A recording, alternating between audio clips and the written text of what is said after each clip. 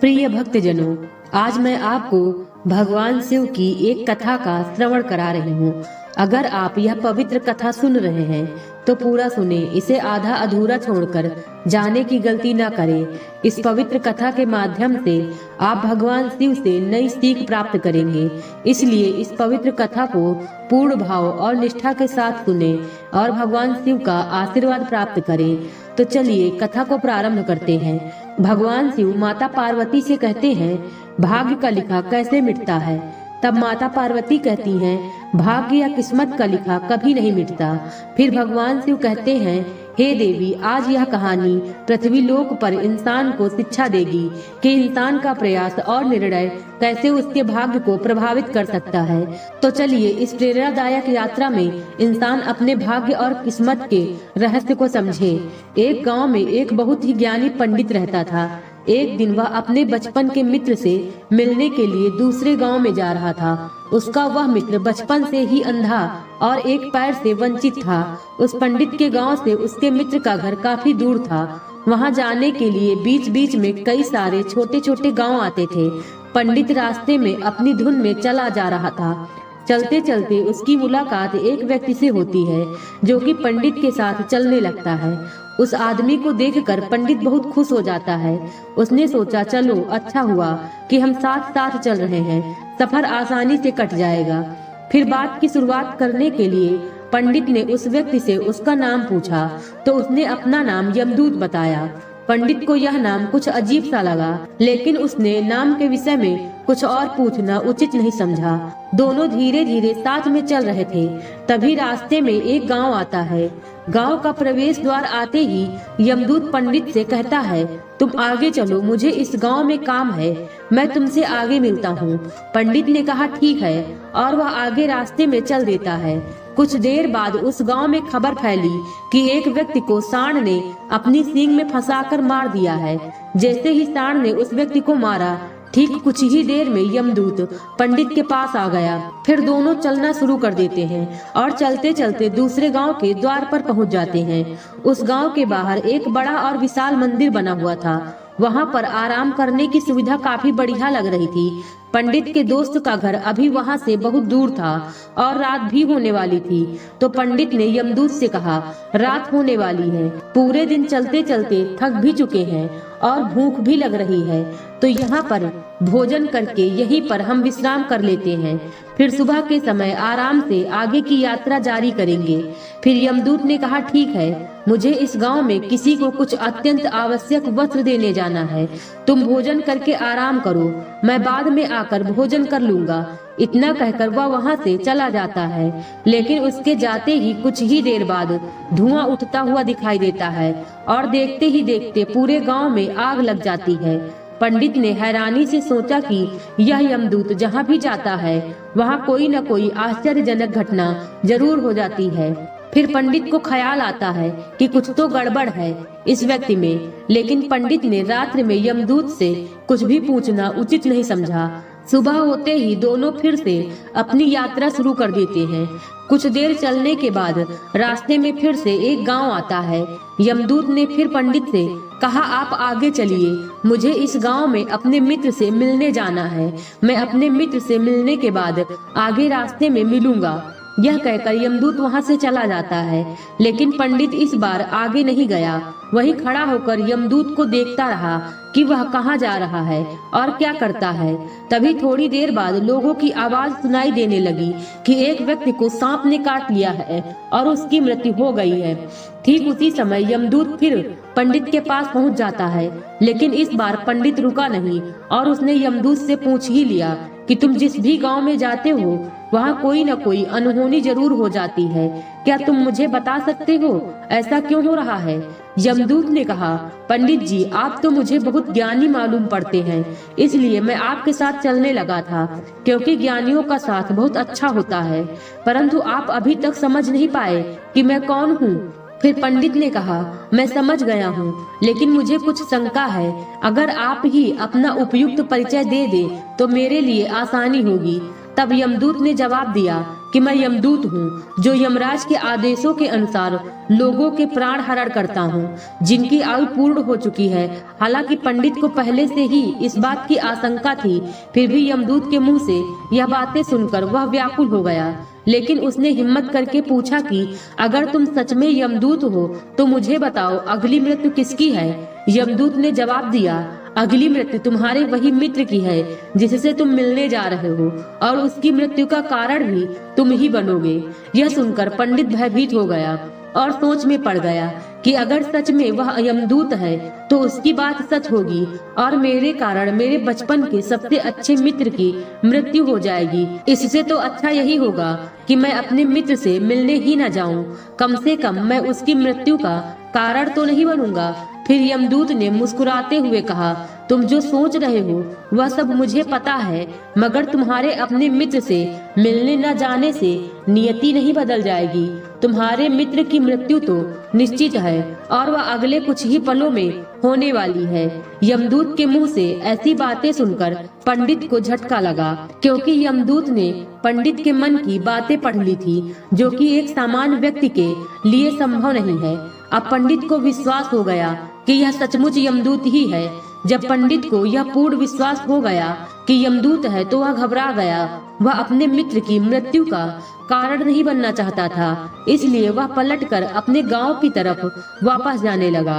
लेकिन जैसे ही पंडित वापस जाने के लिए मुड़ा तो उसने देखा कि उसका मित्र तेजी से उसकी तरफ चला आ रहा है, जो कि पंडित को देखकर अत्यंत प्रसन्न दिखाई पड़ रहा था। लेकिन वह बचपन से ही मूर्ख था और एक पैर से चल नहीं पा रहा था और गूंगा भी था, इसलिए ना तो वह पंडित को आवाज देकर रोक पाया था और ना ही उस तक पहुंच पा रहा था।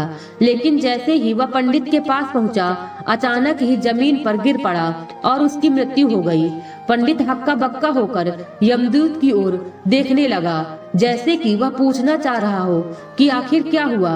यमदूत पंडित के मन में उठ रहे प्रश्नों को समझ गया और बोला, तुम्हारे मित्र ने पिछले गांव में ही तुम्हें देख लिया था और वह वहीं से तुम्हारा पीछा कर रहा था, लेकिन गूंगा और लंगड़ा होने की वजह से वह तुम तक नहीं पहुंच पाया। उसने अपनी पूरी ताकत लगाकर तुम तक पहुंचने का प्रयास किया, लेकिन बुढ़ापे में बचपन जैसी ताकत नहीं होती, इसलिए हार्ट अटैक होने के कारण उसकी मृत्यु हो गई, क्योंकि वह तुमसे मिलने के लिए अपनी सीमाओं को तोड़कर तुम्हारे पीछे भाग रहा था। इसलिए अपने मित्र की मृत्यु का कारण भी तुम ही कहलाओगे। अब पंडित को पुनः यह विश्वास हो गया था कि यह एक यमदूत है और उसका कार्य जीवों के प्राण हरना है। लेकिन पंडित एक ज्ञानी व्यक्ति था, वह भी जानता था कि मृत्यु पर किसी का वश नहीं है, सबको एक न एक दिन मरना ही है। यही विचार करते हुए उसने अपने आत्म संयम को संभाल लिया। लेकिन अचानक ही पंडित के मन में अपने निधन के बारे में जानने की इच्छा हुई, इसलिए उसने यमदूत से पूछा कि जब मृत्यु मेरे दोस्त की होनी थी तो तुम शुरू से ही मेरे साथ क्यों चल रहे थे। यह प्रश्न सुनकर यमदूत जोर से हंसा और बोला, मैं तो हर पल हर क्षण सभी के साथ चलता हूँ, किंतु लोग पहचान नहीं पाते, क्योंकि लोगों के पास अपनी समस्याओं के अलावा किसी और व्यक्ति, घटना या वस्तु के बारे में सोचने समझने या उसे देखने का समय ही नहीं होता। फिर पंडित ने कहा, तो क्या तुम यह बता सकते हो कि मेरी मृत्यु कब, कहाँ और कैसे होगी। फिर यमदूत ने कहा, हालांकि किसी भी सामान्य जीव के लिए अपनी मृत्यु के बारे में जानना ठीक नहीं है, क्योंकि कोई भी जीव हो वह अपनी मृत्यु के बारे में जानकर बहुत दुखी हो जाता है। हालांकि तुम ज्ञानी व्यक्ति मालूम पड़ते हो और तुमने जिस तरीके से अपने मित्र की मृत्यु को सहन कर लिया है, उसे देखकर लगता है कि तुम अपनी मृत्यु के बारे में जानकर भी दुखी नहीं होगे। तो तुम्हारी मृत्यु आज से ठीक 6 महीने बाद आज ही के दिन किसी दूसरे राज्य में फांसी लगने से होगी। और सबसे हैरानी की बात तो यह होगी कि तुम स्वयं ही खुशी से उस फांसी को स्वीकार कर लोगे। इतना कहकर यमदूत वहां से चला गया, क्योंकि अब यमदूत के पास पंडित के साथ चलते रहने का कोई कारण न था। इसके बाद पंडित ने अपने मित्र के शरीर का अंतिम संस्कार किया और यथाशक्ति उसके क्रियाक्रम करके अपने गांव वापस आ गया। कोई व्यक्ति कितना भी ज्ञानी क्यों न हो, अपनी मृत्यु के बारे में जानकर दुखी तो होता ही है और मृत्यु से बचने का कोई न कोई उपाय भी खोजता है। तो पंडित ने भी वही किया। क्योंकि पंडित विद्वान था, इसलिए उसकी पहचान उस राज्य के राजा तक थी। पंडित ने सोचा कि राजा के पास तो कई सारे विद्वान मंत्री हैं, वह मेरी मृत्यु से संबंधित समस्या का कोई न कोई समाधान निकाल ही लेंगे। पंडित जी विचार करते हुए महाराज के दरबार में पहुंच जाते हैं और महाराज से संपूर्ण घटना को बयां करते हैं। महाराज ने अपने सभी मंत्रियों को समस्या की जानकारी दी और उनसे सलाह ली। अंत में सभी ने मंत्रणा की और विचार किया। पंडित का तर्क सही है तो उसकी मृत्यु भी 6 माह बाद ही होगी, लेकिन मृत्यु तभी होगी जब वह किसी अन्य राज्य में जाएगा। यदि वह किसी अन्य राज्य में नहीं जाता है तो मृत्यु कभी नहीं होगी। मंत्रियों की यह सलाह महाराज को भी सही लगी।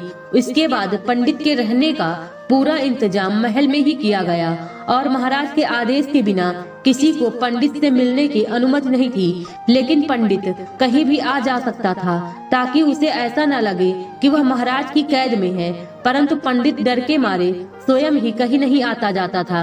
धीरे धीरे महीने बीत गए और पंडित की मृत्यु का समय निकट आने लगा और अंततः वह दिन आ गया जिस दिन पंडित की मृत्यु होनी थी। वह दिन अगले ही दिन था। एक रात पहले पंडित डर के मारे जल्दी ही सो गया ताकि जल्दी से वह रात बीत जाए और अगला दिन आ जाए ताकि मृत्यु टल सके। लेकिन पंडित को नींद में चलने की बीमारी थी और अपनी इस बीमारी के बारे में वह स्वयं भी नहीं जानता था। तो फिर राजा, मंत्री या किसी वैद्य को इसके बारे में बताने का कोई प्रश्न ही नहीं उठता। पंडित अपनी मृत्यु को लेकर बहुत चिंतित था।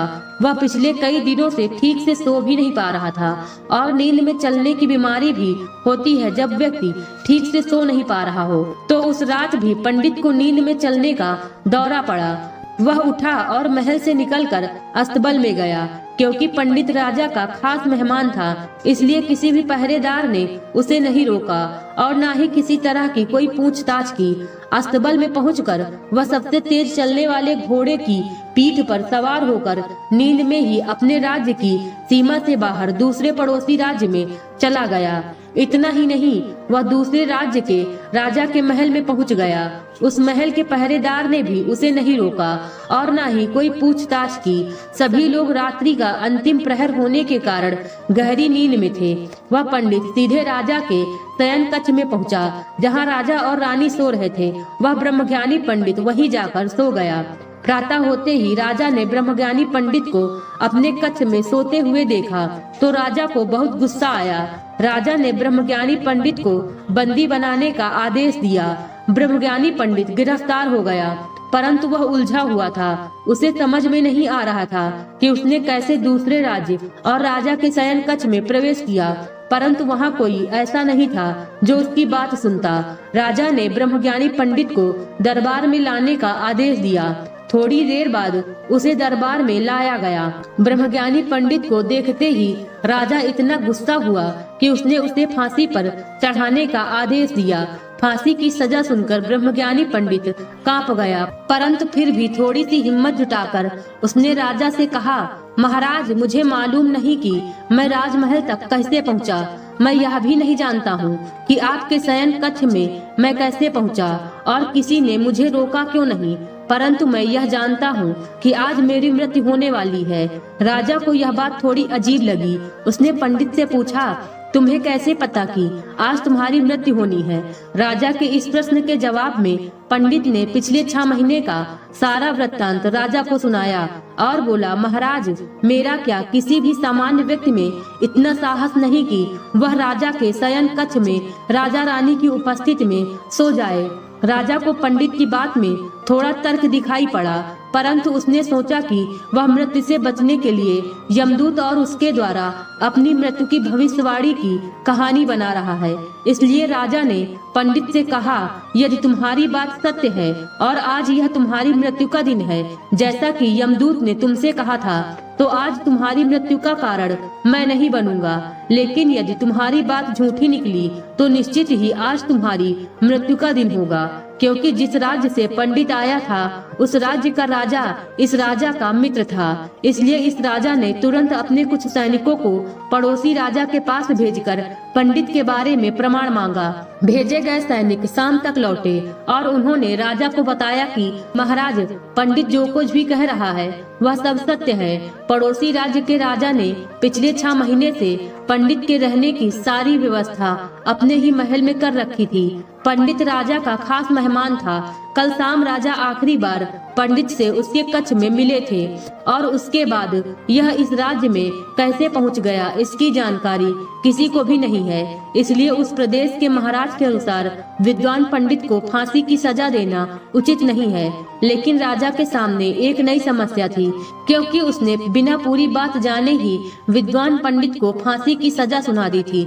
इसलिए यदि विद्वान पंडित को फांसी नहीं दी जाती तो राजा के वचन का अपमान हो जाएगा, लेकिन यदि राजा की बात का मान रखा जाए तो निर्दोष पंडित की मौत हो जाएगी। राजा ने अपने सभी मंत्रियों से इस बारे में सुझाव मांगा तो मंत्रियों ने राजा को सुझाव दिया कि महाराज, विद्वान पंडित को एक कच्चे सूत की डोर से फांसी लगवा दी जाए। इससे आपके कथन का भी मान रह जाएगा और कच्चे सूत की डोर से विद्वान पंडित को फांसी भी नहीं लगेगी और उसके प्राण भी बच जाएंगे। राजा को मंत्रियों का यह सुझाव पसंद आया और उसने ऐसा ही करने का आदेश दे दिया। विद्वान पंडित के लिए कच्चे सूत की डोर से फांसी का फंदा बनाया गया और नियम के अनुसार विद्वान पंडित को फांसी पर चढ़ाया जाने लगा। सभी लोग बहुत खुश थे कि ना तो पंडित मरेगा और न ही राजा का वचन खाली जाएगा। पंडित को भी पूर्ण विश्वास था कि यह सूत के धागे से तो उसकी मृत्यु हो ही नहीं सकती, इसलिए वह चढ़ने के लिए तैयार हो गया। जैसा कि यमदूत ने भविष्यवाणी की थी कि तुम खुद ही अपनी फांसी को स्वीकार करोगे, लेकिन जैसे ही पंडित को फांसी दी गई, सूत का धागा तो टूट गया, लेकिन टूटने से पहले उसने अपना काम कर दिया था। पंडित के गले की एक नस धागे के झटके से कट चुकी थी और पंडित जमीन पर पड़ा तड़प रहा था। उसी पल उसके गले से खून की फुहार निकल रही थी और देखते ही देखते पंडित का शरीर पूरी तरह से शांत हो गया। सभी लोग आश्चर्यचकित थे और पंडित को मरता हुआ देख रहे थे। किसी को विश्वास नहीं हो रहा था कि कच्चे सूत के धागे से भी इंसान की मृत्यु हो सकती है, लेकिन घटना तो घट चुकी थी। नियति ने अपना काम कर दिया था और यमदूत की भविष्यवाणी सच हो चुकी थी। फिर भगवान शिव कहते हैं, जो होना होता है वह होकर ही रहता है। हम चाहे कितनी ही सावधानी बरतें, कितना ही उपाय कर ले, लेकिन घटना और घटना की पूरी प्रणाली पहले से ही तय होती है, जिसे हम थोड़ा सा भी इधर उधर नहीं कर सकते। इसलिए इंसान को भविष्य जानने की शक्ति नहीं दी है, ताकि इंसान अपने जीवन को अधिक उत्तम तरीके से जी सके। यदि पंडित ने यमदूत से अपनी मृत्यु के बारे में पूछा नहीं होता तो वह 6 महीने तक राजा के महल में कैद रहकर भय के कारण जीने की बजाय अधिक उत्तम जीवन जीता। इतना कहकर भगवान शिव इस कहानी को समाप्त करते हैं। उम्मीद है कहानी पसंद आई होगी। इस वीडियो को बोलते समय कोई त्रुटि हुई हो तो क्षमा करें। वीडियो पसंद आई हो तो वीडियो को लाइक और शेयर करें और चैनल को सब्सक्राइब कर दें और कमेंट बॉक्स में हर हर महादेव लिखना बिल्कुल न भूलें। मिलते हैं अगले वीडियो में। खुश रहिए और खुशियाँ बांटते रहिए। हर हर महादेव।